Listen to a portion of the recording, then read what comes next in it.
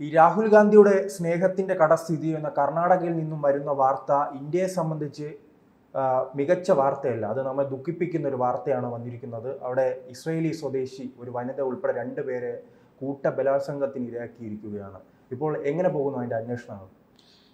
Police നൽകുന്ന വിവരങ്ങൾ അനുസരിച്ച് ഈ 2 സ്ത്രീകൾ കൂട്ടബലാത്സംഗത്തിനിരയായി. അതിലൊരാൾ ഇസ്രയേലി വനിതയാണ്. ഇവരോടൊപ്പം 3 പുരുഷന്മാരുണ്ടായിരുന്നു. അവരെ ഒരു കനാലിലേക്ക് തള്ളിയിട്ടിട്ടാണ് ഈ ദുഷ്ടന്മാർ ഈ നീചകൃത്യം ചെയ്തത്. അതിലൊരാളെ കാണാതായിരിക്കുകയാണ്. അയാളെ കണ്ടെത്താനുള്ള പരിശ്രമത്തിലാണ് പോലീസ് ഇപ്പോൾ നടപടികൾ പുരോഗമിക്കുന്നത്. എന്തായാലും രാഹുൽ ഗാന്ധിയുടെ സ്നേഹത്തിൻ്റെ കട കർണാടകയിൽ എന്നേ പൂട്ടി എന്നാണ് നമുക്ക് മനസ്സിലാകുന്നത്. അവിടെ സ്നേഹത്തിൻ്റെ കടയല്ല, പീഡനത്തിൻ്റെ കടയാണ് തുറന്നിരിക്കുന്നത്. പീഡനത്തിൻ്റെ കഥകളാണ്. നമ്മുടെ രാജ്യത്ത് പുറത്ത് അല്ലെ വിദേശ രാജ്യങ്ങളിൽ അപമാനം ഉണ്ടാക്കുന്ന ഒരു സംഭവമാണ്. തീർച്ചയായിട്ടും വലിയ ഉൾപ്പെടെ നമ്മുടെ സാമ്പത്തിക വ്യവസ്ഥയെ ഉൾപ്പെടെ വലിയ രീതിയിൽ ബാധിക്കാനുള്ള സാധ്യത. അതെ, വളരെയധികം ദൂരവ്യാപകമായ പ്രത്യാഘാതങ്ങൾ ഉണ്ടാക്കുന്ന ഒരു സംഭവമാണിത്. അത് കർണാടകയിലെ ഹംപിയിലാണ് ഇത് അരങ്ങേറിയത്. ഹംപി നമുക്കറിയാം, ഒരു വലിയ ടൂറിസ്റ്റ് കേന്ദ്രമാണ്. ധാരാളം വിദേശികൾ വരുന്നതാണ് ഹംപി സന്ദർശിക്കാനായിട്ട്. അവിടുത്തെ ഈ പഴയ പുരാവസ്തു സംബന്ധമായ പഠനങ്ങൾ ധാരാളം നടക്കുന്ന ഒരു സ്ഥലമാണ്. ഒരു വലിയ നാമാവിശേഷമായി പോയ ഒരു സംസ്കാരത്തിൻ്റെ അവശേഷിപ്പുകളുള്ള സ്ഥലമാണ് ഹംപി. പഴയ വിജയനഗര സാമ്രാജ്യത്തിൻ്റെ ഭാഗമൊക്കെയാണത്. എന്തായാലും അവിടെ നടന്നത് ഏറ്റവും നീചമായ, അങ്ങേയറ്റം നാണക്കേടുണ്ടാക്കുന്ന, നമ്മുടെ രാജ്യം ലോകരാഷ്ട്രങ്ങളുടെ മുന്നിൽ തല കുനിക്കേണ്ട ഒരു ഗതികേടിലേക്ക് കൊണ്ടെത്തിച്ചിരിക്കുകയാണ്. ഇതിലെ കുറ്റവാളികൾ ആരായാലും അവരെ കണ്ടെത്തി മാതൃകാപരമായി കർശനമായ ശിക്ഷ കൊടുക്കണം എന്നുള്ളതാണ് ഇപ്പോൾ ഉയരുന്ന ആവശ്യം. എന്തായാലും കർണാടകയിൽ സിദ്ധരാമയ്യ സർക്കാർ വന്നതിന് ശേഷം അവിടെ നടക്കുന്ന കാര്യങ്ങളൊന്നും ഒട്ടും വെടിപ്പല്ല. ഇതുപോലെയുള്ള നിരവധി സംഭവങ്ങൾ അവിടെ അരങ്ങേറുന്നുണ്ട്. ഇപ്പോൾ ഇത് തന്നെ രാത്രിയിൽ വാനനിരീക്ഷണം നടത്താൻ വേണ്ടി വന്നു. അപ്പോൾ എനിക്ക് തോന്നുന്നത് വാനനിരീക്ഷണവുമായി ബന്ധപ്പെട്ട പഠനമോ ഗവേഷണമോ നടത്തുന്ന ആളായിരിക്കും ഈ ഇസ്രയേലി വനിത. അപ്പോൾ അത് ഈ ഹംപിയിൽ പണ്ടും വളരെ പ്രാചീനമായൊരു നഗരം അവിടെ ഉണ്ടായിരുന്നു. അന്നും വാനനിരീക്ഷണത്തിന് വലിയ പ്രാധാന്യമുണ്ടായിരുന്ന ഒരു സ്ഥലമാണത്. ഒരു എന്താ പറയുക, ഉയർന്ന പ്രദേശമാണ്. അപ്പോൾ തന്നെ അതുകൊണ്ട് തന്നെ ഈ കാർമേഘങ്ങളില്ലാത്ത ദിവസം കൃത്യമായിട്ട് നക്ഷത്രങ്ങളെ മനസ്സിലാക്കാനും പഠിക്കാനുമുള്ള അവസരം കൂടുതൽ ലഭിക്കും. അതിനുള്ള സാധ്യതയുള്ളൊരു സ്ഥലമാണ്. അപ്പോൾ അതുമായി ബന്ധപ്പെട്ടായിരിക്കണം അവരവിടെ വന്നത്. എന്തായാലും ഈ കൂടെ ഉണ്ടായിരുന്ന യുവതി ഒരു ഹോം സ്റ്റേ നടത്തുന്നയാളാണ്. ഒരു പക്ഷേ അവരുടെ ഹോം സ്റ്റേയിൽ താമസിക്കുന്ന യുവാവിനെ ആക്രമിച്ച് 3 പേരെ, ഒന്നല്ല 3 പേരെ കനാലിലേക്ക് മരണപ്പെട്ടിട്ടുണ്ട്. അത് ആളിന്റെ കണ്ടെടുത്തിട്ടില്ല ബോഡി. ആളിനെ ഏറ്റവും പുതിയ വിവരം അനുസരിച്ച് ആള് മരണപ്പെട്ടു. അപ്പോൾ തീർച്ചയായിട്ടും ഒരു കൊലപാതകം, സ്നേഹത്തിന്റെ കടയിൽ പീഡനം മാത്രമല്ല, ഒരു കൊലപാതകം കൂടി നടന്നിരിക്കുകയാണ്. അല്ല, അതോടൊപ്പം തന്നെ ഇതിലെ ഏറ്റവും മറ്റൊരു പ്രധാനപ്പെട്ട കാര്യം, ഇസ്രയേൽ അവരുടെ ഓരോ പൗരനും അത്രത്തോളം പരിഗണന കൊടുക്കുന്നതാണ്. അപ്പോൾ ഇന്ത്യ പോലൊരു രാജ്യത്ത് അവരുടെ ഒരു പൗര അല്ലെ സ്വദേശി വന്ന്, ഇസ്രയേലി സ്വദേശി വന്ന് ഇങ്ങനെ ഇത്തരം പീഡനത്തിന് ഇരയാകുമ്പോൾ ഇനി ഇസ്രയേലിന്റെ ഭാഗത്ത് നിന്ന് എന്തെങ്കിലും ഉള്ള നടപടികൾ ഇന്ത്യ ആശങ്കപ്പെടുത്തില്ലേ? തീർച്ചയായിട്ടും. ഇത് ഇസ്രയേൽ അവരുടെ ഓരോ പൗരൻ്റെയും ജീവനും സ്വത്തിനും വലിയ വില കൊടുക്കുന്ന ഒരു രാഷ്ട്രമാണ്. നമുക്കറിയാം, മുംബൈ അറ്റാക്ക് ഉണ്ടായ സമയത്ത് അവരുടെ സൈന്യത്തെ പോലും ഇങ്ങോട്ട് അയക്കാൻ തയ്യാറായ ഒരു രാഷ്ട്രമാണ്. അതുപോലെ തന്നെ ഇപ്പോൾ ഹമാസ് ഈ ഇസ്രായേലി പൗരന്മാരെയും അവിടുത്തെ സ്ത്രീകളെയും കുട്ടികളെയും ഒക്കെ ബന്ദിയാക്കിയപ്പോൾ എങ്ങനെയാണ് ഇസ്രായേൽ പ്രതികരിച്ചതെന്ന് ലോകം കണ്ടു കഴിഞ്ഞു.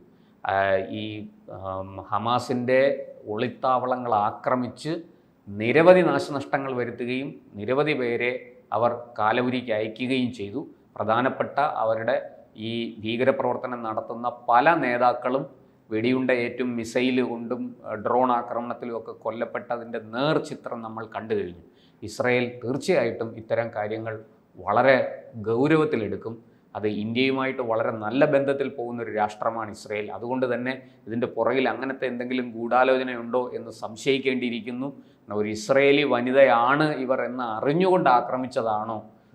അത് പറയുമ്പോൾ നാം 1-2 മാസങ്ങൾക്ക് മുൻപ് തൊടുപുഴയിൽ നടന്നൊരു സംഭവമുണ്ടല്ലോ. ഇസ്രായേൽ സ്വദേശികളെ ജമ്മു കാശ്മീരിലെ അവിടുത്തെ കച്ചവടക്കാർ അല്ലെ, തൊടുപുഴയിൽ കച്ചവടം ചെയ്യുന്നവർ അന്ന് അവരുടെ ഇസ്രയേലി പൗരത്വം ചോദ്യം ചെയ്യുകയും ഇസ്രയേലി പൗരനാണെന്ന് അറിഞ്ഞ ശേഷം ആ തൊടുപുഴയിലെ ഒരു കാശ്മീർ കരകൗശല ഉൽപ്പന്ന വിപണന കേന്ദ്രത്തിൽ എത്തിയ ഇസ്രയേലി ദമ്പതികൾക്കാണ് ദുരനുഭവം ഉണ്ടായത്. അവർ ഈ കാശ്മീരി ഉൽപ്പന്നങ്ങൾ നമ്മുടെ എല്ലാ സംസ്ഥാനങ്ങളിലെയും ടൂറിസ്റ്റ് കേന്ദ്രങ്ങളിൽ, വിനോദസഞ്ചാര കേന്ദ്രങ്ങളിൽ ഇത്തരത്തിലുള്ള കടകളിലൂടെ വിൽക്കുന്നുണ്ട്. അപ്പോൾ അവർക്കെല്ലാം അതത് സംസ്ഥാന സർക്കാരുകൾ അതിനുള്ള അവസരം കൊടുത്തിട്ടുണ്ട്. അങ്ങനെയാണ് കേരളത്തിലും ഈ പറയുന്ന കാശ്മീർ ഈ കരകൗശല ഉൽപ്പന്ന കേന്ദ്രം പ്രവർത്തിക്കുന്നത്. അവിടെ എത്തിയ ഇസ്രായേലി ദമ്പതികളോടാണ് മോശമായി പെരുമാറിയത്. അവർ ഇസ്രായേലിൽ നിന്നാണെന്ന് അറിഞ്ഞ ഉടനെ അവരെ പുറത്തിറക്കി വിടുകയായിരുന്നു. ഈ കാശ്മീർ പൗരൻ, അവിടെ ഉണ്ടായിരുന്ന കാശ്മീർ പൗരൻ, അത് വലിയ തോതിൽ പ്രതിഷേധത്തിനിടയാക്കി. മറ്റ് വ്യാപാരികളും അവിടെ ഉണ്ടായിരുന്ന കച്ചവടക്കാരും നാട്ടുകാരും ഒക്കെ അതിൽ ഇടപെടുകയും വളരെ പെട്ടെന്ന് തന്നെ ഈ വലിയ സമ്മർദ്ദം ചെലുത്തി അവരോട് മാപ്പ് പറയിച്ച്, ഈ ആളിനെ കൊണ്ട്, മോശമായി പെരുമാറിയ ആളിനെ കൊണ്ട് മാപ്പ് പറയിച്ച് അവരെ തിരിച്ചാ കടയിലേക്ക് ക്ഷണിക്കുകയും ഒക്കെ ചെയ്തു. പോലീസും അതിൽ ഉടൻ തന്നെ ഇടപെട്ടു.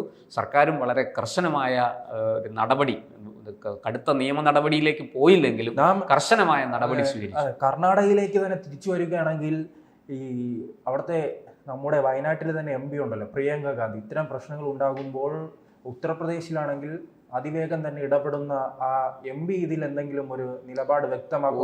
ഒരു നിലപാടും വ്യക്തമാക്കില്ല. കാരണം എന്താണെന്ന് വെച്ചാൽ പാർലമെന്റിൽ പോലും പാലസ്തീൻ്റെ ചിഹ്നം വഹിച്ചുകൊണ്ടുള്ള ബാഗും തൂക്കി പാലസ്തീൻ ഐക്യദാർഢ്യം പ്രഖ്യാപിച്ചു. വാസ്തവത്തിൽ പാലസ്തീൻ അല്ല, ഹമാസിന് ഐക്യദാർഢ്യം പ്രഖ്യാപിച്ച ആളാണ് പ്രിയങ്ക ഗാന്ധി. അവരിൽ നിന്ന് ഇസ്രായേലിന് അനുകൂലമായ എന്തെങ്കിലും ഒരു നിലപാടുണ്ടാകും, ഒരു നടപടി ഉണ്ടാകും, അല്ലെങ്കിൽ ഒരു പിന്തുണ ഉണ്ടാകുമെന്ന് ഞാൻ കരുതുന്നില്ല. ഇത് ഇസ്രായേലി വനിതയായാലും ഇന്ത്യൻ വനിതയായാലും ശരി, ഒരു വനിതയോടും ഇത്തരത്തിലുള്ള ക്രൂരമായ പെരുമാറ്റം ഉണ്ടാകരുത്. അവരെ എന്താ പറയുക, അവരുടെ നാണവും മാനവും കെടുത്തി അവരെ നശിപ്പിക്കുന്ന ഇത്തരത്തിലുള്ള പ്രവൃത്തികൾ ഉണ്ടാകരുത്. അത്തരക്കാരെ കർശനമായി ശിക്ഷിക്കുക തന്നെ വേണം.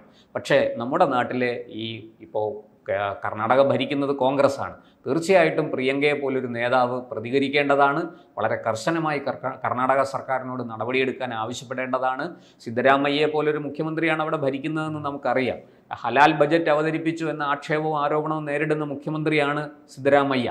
ആ സിദ്ധരാമയ്യ ഭരിക്കുമ്പോൾ അവിടെ ഇത്തരത്തിൽ ഒരു വിദേശ വിനോദസഞ്ചാരിക്ക്, അതും ഒരു ഇസ്രായേലി വനിതയ്ക്ക് ദാരുണമായ ഒരു പീഡനം നേരിടേണ്ടി വന്നു. ഒപ്പം തദ്ദേശീയരായ ഒരു വനിതയ്ക്കും അവർക്കും ക്രൂരമായ പീഡനം അനുഭവിക്കേണ്ടി വന്നു.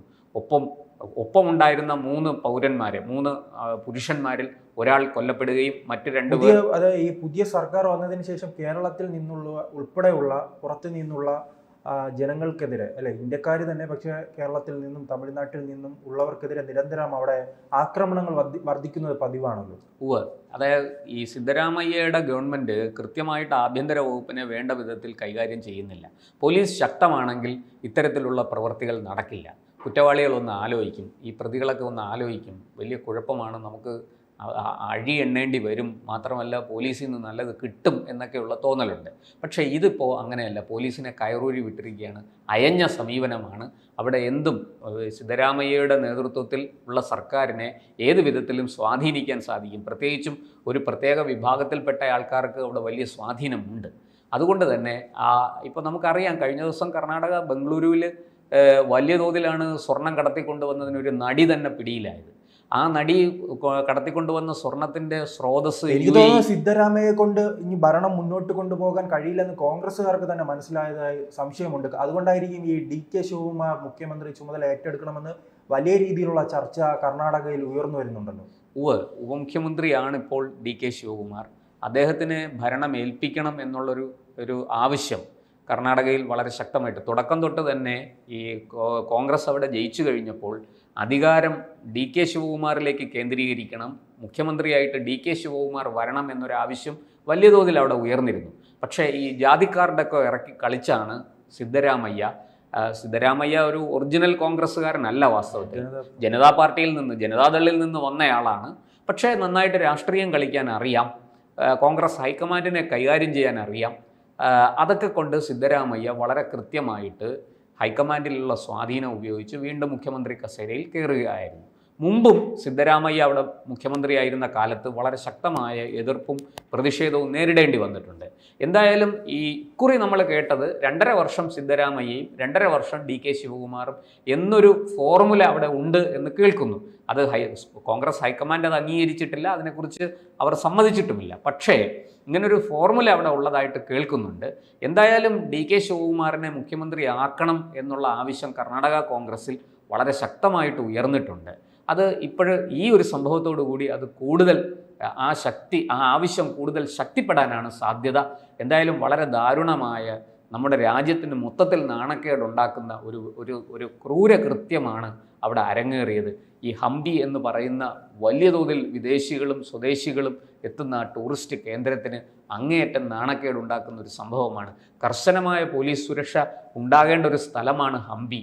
പക്ഷേ പലപ്പോഴും അവിടുത്തെ ഈ വളരെ പ്രാചീനമായ പ്രതിമകളും വിഗ്രഹങ്ങളും ഒക്കെ ഉണ്ട്. അതിന് നേരെ പോലും പല ആക്രമണങ്ങളും നടക്കാൻ സാധ്യതയുണ്ട്, അതെല്ലാം തല്ലി തകർക്കാൻ സാധ്യതയുണ്ട് എന്നൊക്കെയുള്ള ഇൻ്റലിജൻസ് റിപ്പോർട്ടുകൾ മുമ്പ് തന്നെ ഉണ്ടായിരുന്നു. അപ്പോൾ അത്തരം ഒരു ടൂറിസ്റ്റ് കേന്ദ്രത്തിൽ കർശനമായ സുരക്ഷ ഏർപ്പെടുത്തേണ്ടതായിരുന്നു.